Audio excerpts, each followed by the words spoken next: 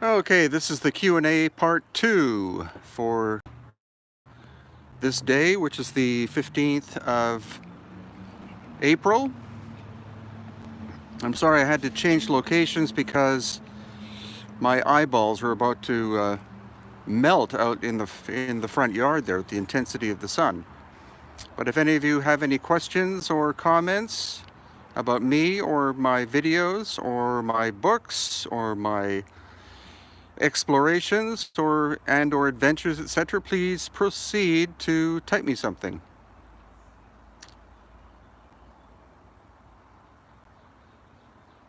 My favorite music genre, probably 80s and 90s kind of techno pop. I think the first book you should buy, Joshua, would be Aftershock. That covers that covers a lot of different subjects.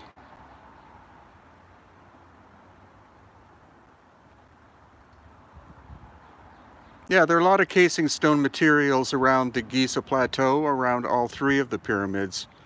To me, it doesn't look like they were necessarily pulled off the surface or the skin of the pyramids. I think there were a series of major shocks that hit the Great Pyramids, causing a lot of casing stone to fall off and then were later quarried. Yeah, I'm looking forward to going back to my stomping grounds in Peru. Croatia. Love Croatia.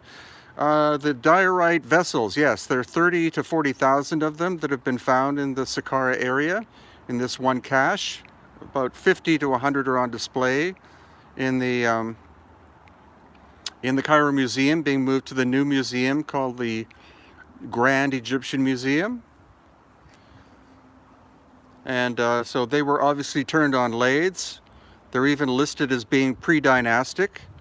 So even the experts in Egypt say that they existed before the time of the pharaohs, and indeed before the time of the potter's wheel, which is kind of an odd statement. So that's one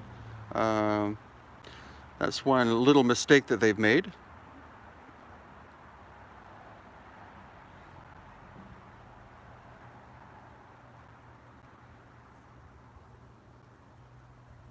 Yes, red-haired people originate in the Middle East area. So when people think of red hair, they normally think of Scotland and Ireland and Scandinavia and even Russia, because Russia means the land of the red-haired people, I think, are the red people. They originate from the Middle East.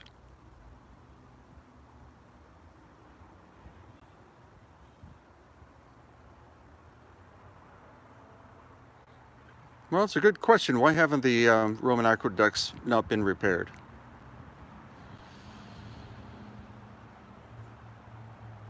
That's right. The Waitaha of New Zealand were from Persia. That's been proven by a lady called Monica who had her DNA tested. She has genetically red hair, and a fair percentage of her, at least maternal haplogroup, is from Persia. So she's not Maori. How do you get your head elongated? In a large vise, one would suppose.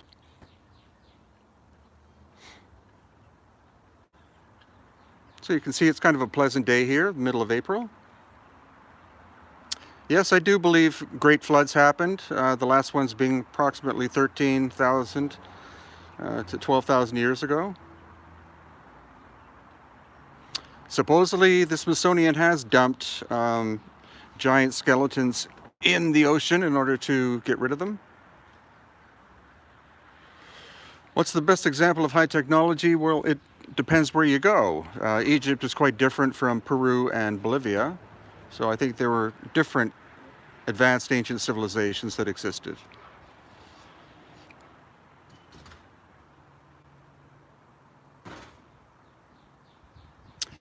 The aligning of the stars with the pyramids, I don't think that's hyper convincing. It's an interesting theory.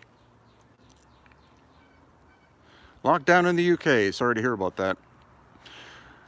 The three-fingered Nazca mummies, I think they have basically been proven now to be artificial constructions and done recently out of ancient parts.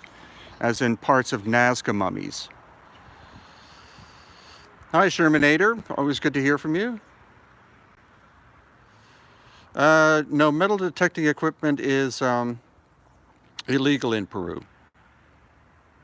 The Nazca lines were made between 500 BC and about 500 AD. The weirdest thing I've encountered in an ancient site, I think the most curious place is Pumapunku in Bolivia, personally. Very difficult to figure out.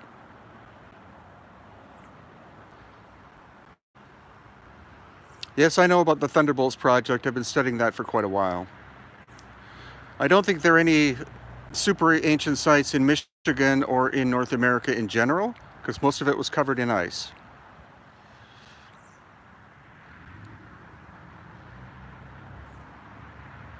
Oh, there's lots of questions and lots flying by. Greetings, Poland.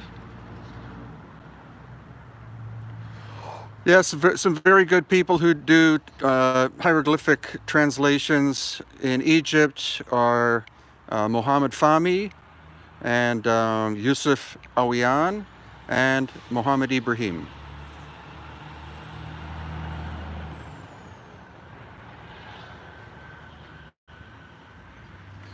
Oh yeah, the Russians, there was a Russian crew that went to Sacsayhuaman. They took some stone samples of the surfaces, and they were able to determine, supposedly, that the surfaces or the stones had been heat treated with at least about, I think, 2,000 or at least 1,000 degrees Celsius. Belgium, greetings.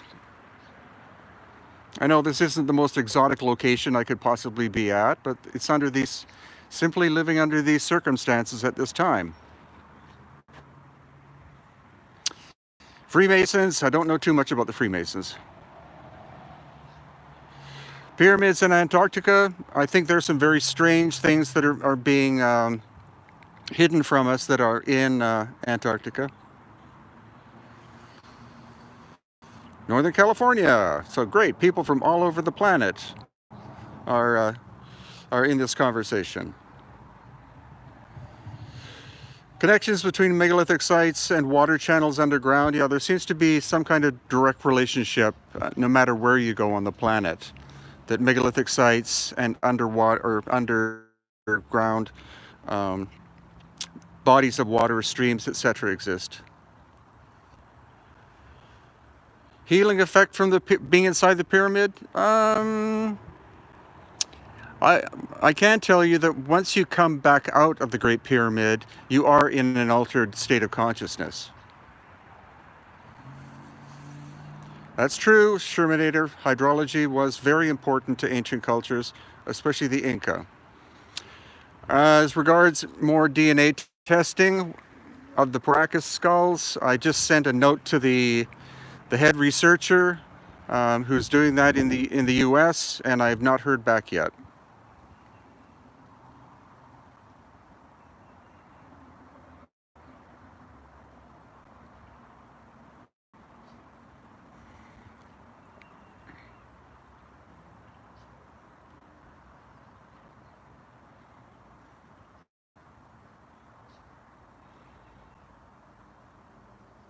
No, I can't really define the state of alternate consciousness. I can just tell you that you feel differently when you come out, and it does last for at least a few hours. And that's true actually at many megalithic sites, that when you're there, your overall sense of your senses, etc., seem to be enhanced a lot for a number of hours. And maybe it's just the impressive nature of the structures, or maybe they are emanating energy still.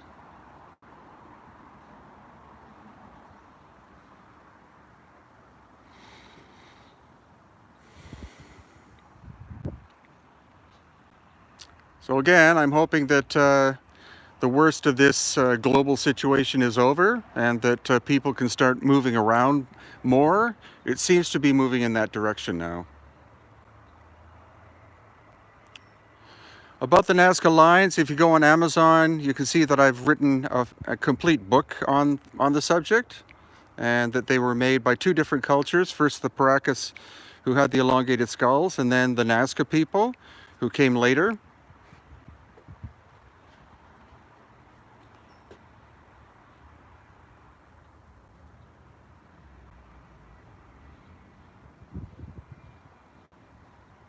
Wow, it's hard to keep up. Oh, the pyramids in Sudan, they look relatively impressive, but obviously not as old as the Great Pyramid system in Egypt. The angle is very different. The knobs on the stone, no, there's still no really good theory about why the knobs are on the stones in different locations at megalithic sites. Definitely not for helping to lift up the stones, but you know, some people have suggested extrusion points. Others say energetic points. Some say they line up to different stars. Some say they're related to solstices and equinoxes, but I can't see an obvious pattern.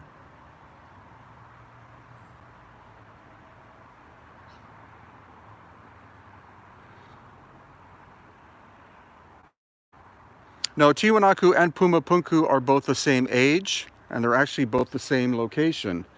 The difference is the Tiahuanaco culture appeared in the area about 2,000 years ago, and they adopted Tiahuanaco as their central locus or their capital, and Pumapunku was largely just ignored because it seems to have been covered by a giant wall of mud.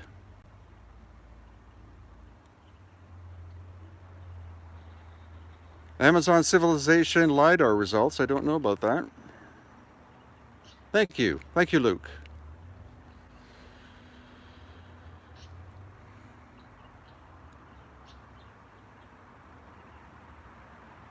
Gobekli Tepe, yep, I was there in September. I was quite impressed, not in the way that it was constructed, because it's actually relatively crude workmanship, but just to be able to go on location and see Gobekli Tepe was quite amazing.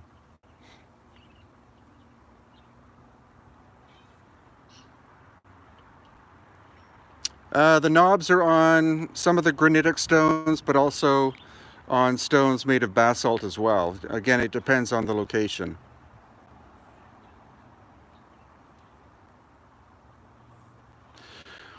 No, the Serapeum at Saqqara doesn't show any signs that it had any water in it that I could see. Like, there's no obvious water weathering patterns. However, I was able to go to the Osirion. If you look on my YouTube channel, you'll see I've been putting up little videos recently of the recent trip to Egypt, and I was able to get into this side tunnel just to the left-hand side of the Osirion, and there's obvious water weathering that goes way up, basically to the ceiling. Aloha! Yeah, I'm looking forward to being on third phase of Moon too, but it's not going to be today. I'm going to have to get the brothers to contact me earlier in the day, because by about 6 o'clock p.m. I don't really want to talk about this kind of stuff. Geopolymers, I find geopolymers to be highly unlikely. Supposedly some testing was done of stone at Pumapunku that showed organic content, but I was told by a geologist that could simply be the roots of lichen that were able to penetrate the stone, and that would give you an organic content.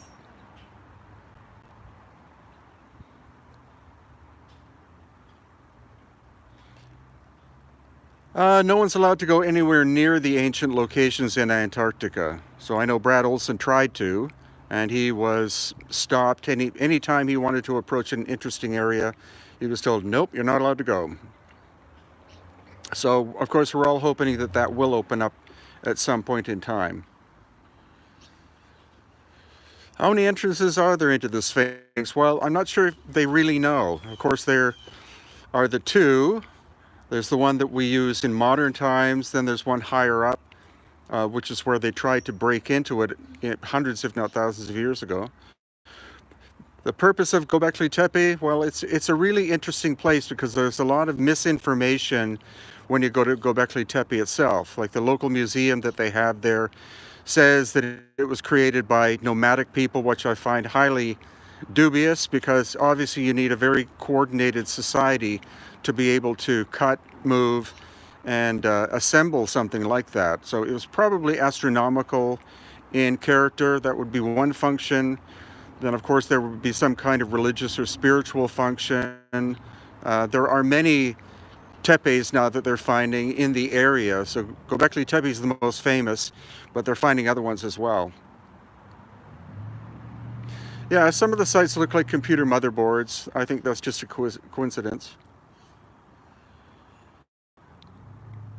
Well, nobody really knows if the statues of like the statues of Ramses, there are a lot of them in Egypt, and many of them look like they were clearly made using very advanced machining technology. So the story I heard is that especially during Ramses II's time, a lot of these statues were found buried underground, or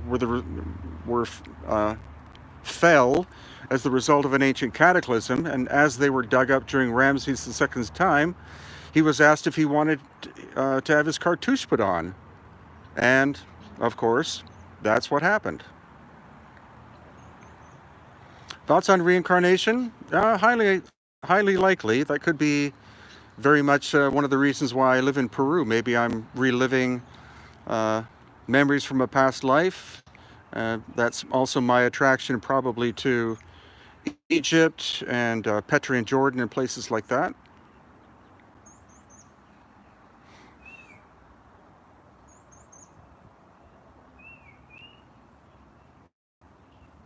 Yeah, the RH thing we haven't been able to test yet. I did have some ancient textile samples that had blood on them from the Paracas culture, which takes us back 2,000 to 2,500 or 2,700 years.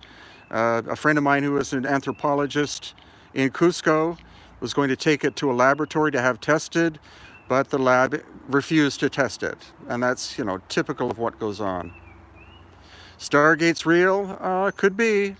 There are a lot of portals in places like Peru that look like they were, not teleportation devices, but probably devices for transmitting thought or consciousness. How's Yusuf? I think Yusuf is doing well. I didn't see him on my trip when I was there last month, but I met up with many members of his family, and he seems to be doing well. He has one child. He's got another child coming.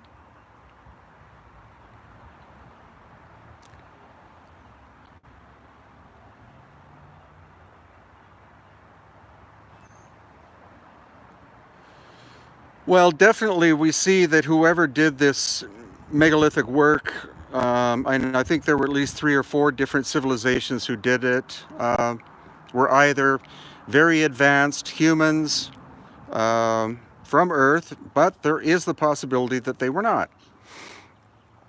The jury is still out on that. Since we can't find any other evidence of their existence than the works that we still find, then how do we know?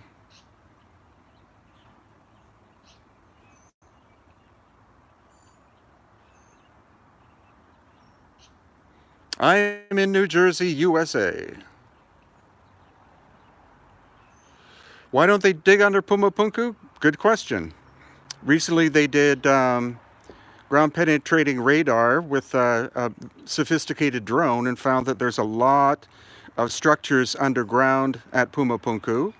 So either the government is going to have to try to suppress that information, or they're going to be told that they have to allow some excavations done there. Obviously, there were ground-penetrating radar tests at Pumapunku before that, and they found that there were big chambers. Cambodia and India, yeah, I'd like to go at some point in time, but right now what I'd really like to do is simply make it back to Peru and be able to relax for a while.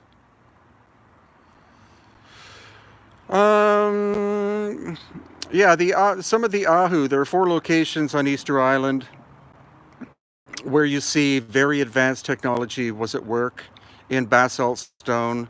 The most famous location is called Vinapu, and so clearly there were two different cultures there. There were the Polynesians who've been there 1,000 to 2,000 years, and then a much more advanced civilization there prior to that, because the Polynesian work is relatively simple, and then the work before that is very complex. Thank you, Ancient History Criticisms.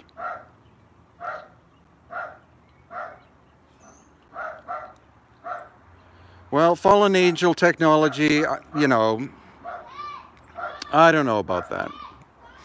There is a giant stone underneath the Temple Mount in Jerusalem, so that's the location of the fallen angels area. And so that's possible there, but the idea that the fallen angels were in Peru, unless they were flying around, I find highly unlikely. I think it's a much more complex story.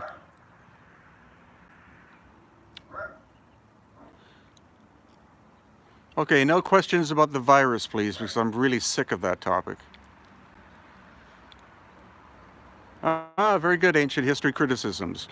We were hoping to get to Jerusalem last month, but of course, Israel shut its borders down, and that was the end of that.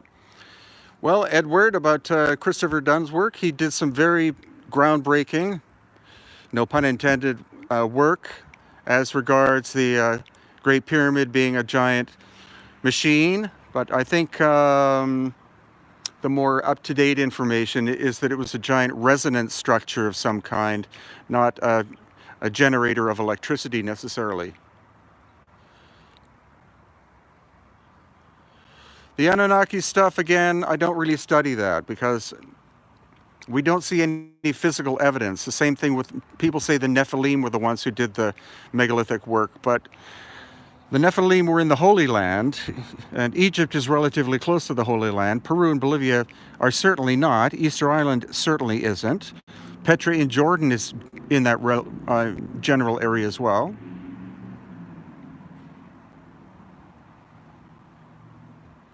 Very good point. Egypt, supposedly 13,000 plus years ago, did have at least savanna grasslands. All of that area now being completely sand and rock. And so supposedly that's why, again, the weathering on the Sphinx dated at 13,000 plus years old, because it had to have been hundreds, if not thousands of years of a lot of precipitation to do the vertical weathering on the Great Sphinx.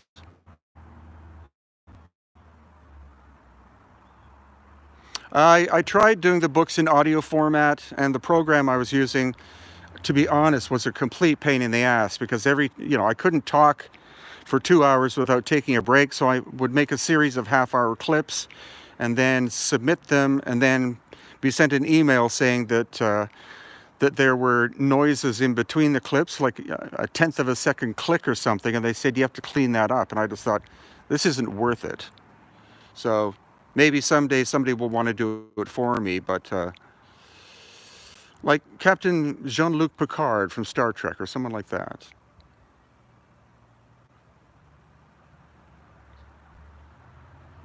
Tower of Babel, I know nothing about because it doesn't exist anymore.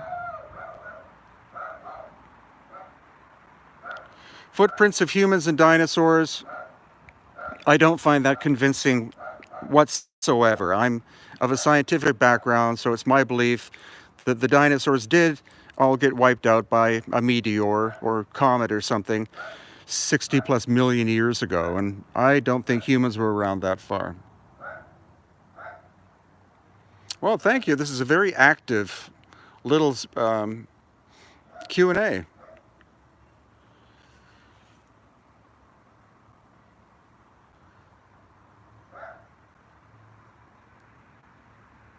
Sahara being lush and inhabited? Yeah, there is evidence, again, prior to the last major cataclysm, that, again, around 13,000 years ago, or actually 12,800 to 11,700 years ago, I think, that the Sahara was much lusher than today. There's some evidence of ancient civilizations living there, not necessarily any evidence of advanced civilization. Some of you will have heard of the Rishat structure, or the Eye of the Sahara. That's a perfect circle, supposedly the same diameter as the city of Atlantis. But I know a guy, Josh, who physically went there, and he was very disappointed with what he found. He was hoping to find ancient structures and things like that, but he found some crude buildings, but they couldn't necessarily date them going back several thousand years. So that was very much a disappointment, and I have to thank him for going, because that means I don't have to go.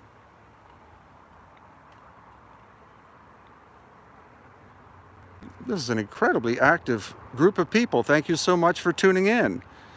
I'm sorry that the background is not megalithic sites or whatever, but one of the good things about being in the US is that I'm standing outside and the cell phone signal is good. Tibet, no, I don't think I'll go to Tibet because the Chinese are controlling Tibet, and I don't like that. Red-headed giants, yes. The most famous location of the red-headed giants is in Nevada. I can't remember, it's a cave, I can't remember the name of the cave off the top of my head, but supposedly there was a lot of evidence that giant bones were found in there. The native Paiute people say that they battled with them for hundreds, if not thousands of years, and then they were able to trap some of them in this cave, and they sealed the entrance with a bunch of branches and wood and twigs and things and set it on fire, and they all died. Joe Rogan is not responding to my request to be on his show. I've tried a number of times. I think I would be a good guest for him because some of my stuff, of course, matches up with some of his other guests, people that I know, such as Graham Hancock and Robert Schock and others. And so if you would like to please do a massive email or go on his contact page and contact him and ask him to contact me, then I would be more than happy to be on his show. Since I'm in the US, it wouldn't be that problematic for me to get to California to go on his show live.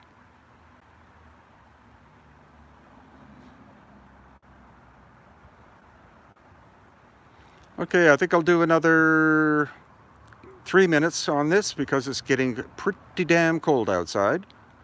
And third phase of moon. If you are watching this, please contact me in the next day or two. I can't do anything today because my voice will be gone pretty soon. And I would like to do it earlier in the day. So if we could do it, say, around 2 p.m. Eastern time, that would be really good.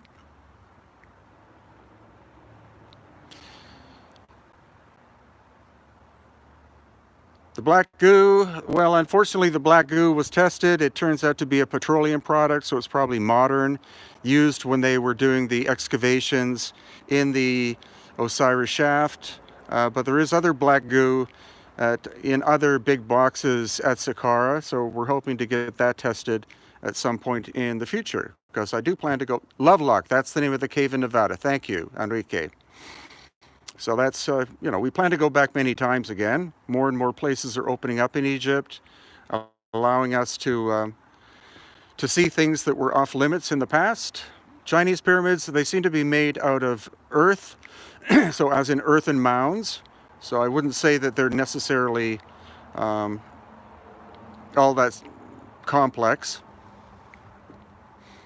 But again, they won't let you go there, I've heard, and they're also planting trees. But that's the good thing about something like Google Earth or satellite technologies. You can film this stuff and show that these ancient places did exist.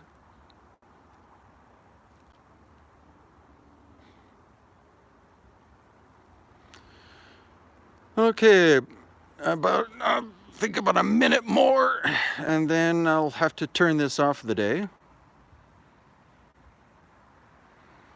Well, yeah, a lot of the sites we go to seem to be hot spots for UFO encounters. I've seen UFOs in the area of Paracas and Nazca, also the towers of Silustani, and also on the island of Maui, and also, where else? Tiahuanaco and Pumapunku. So there's could be a direct relationship between the megalithic, mysterious sites and ancient as well as modern UFO activity.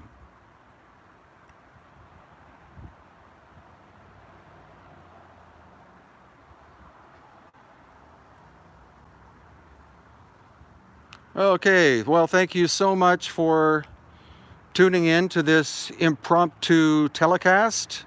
I'm honestly amazed at the number of people that wind up tuning into this. I have put up some recent videos on my YouTube channel. Some, of course, have been Q&A things. Others have been clips from our recent trip to Egypt. I do have more material to do to put up as regards that. But bless you all, and thank you so much for being part of my world.